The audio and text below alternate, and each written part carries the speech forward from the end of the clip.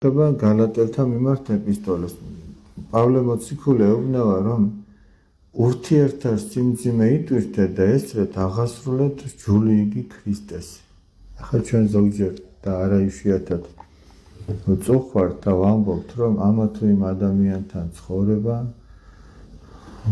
ოჯახში თუ სამეზობლოში თუ სამეგობროში თუ სამსახურში არის რთული და ჭირს და ვერ ვიძლეთ და ასე შემდეგ.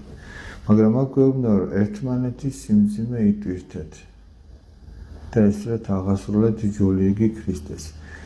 ჩვენი მხრიდან ვუყურებთ, რომ ის აუტანელია, მაგრამ ჩვენ მისი თვალებითაც უნდა შევხედოთ ჩვენს თავს და რამდენად ვართ ასატანი მისთვის.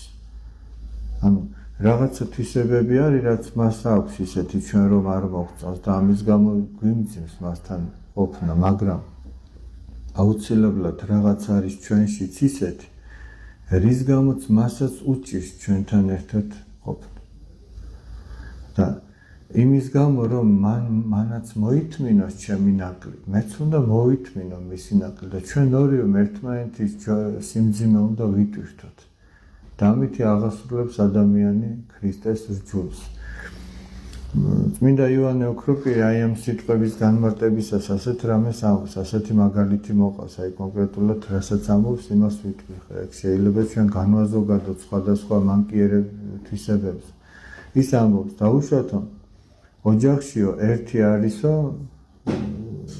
აი ფიცხელი ადამიანი, მრისხანი ადამიანი. მეორე არის ზარმაცი, დაუშვათ.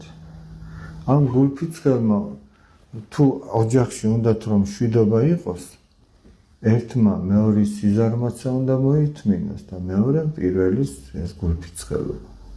თუ ორივე საკუთარ მას მიხედავდა და იფიქრებდა, რომ მე ზარმაცი ვარ და ჩემს სიზარმაცეს ითმენს, მეორეც იტყოდა, მე გულფიცხელი ვარ და ითმენს ჩემსას, აქ მშვიდობა იქნებოდა. თუ ორივე მეორის ნაკლზე გაამახვილებდა ყურადღებას, იქ მშვიდობა ვერაფრით ვერ იქნებოდა.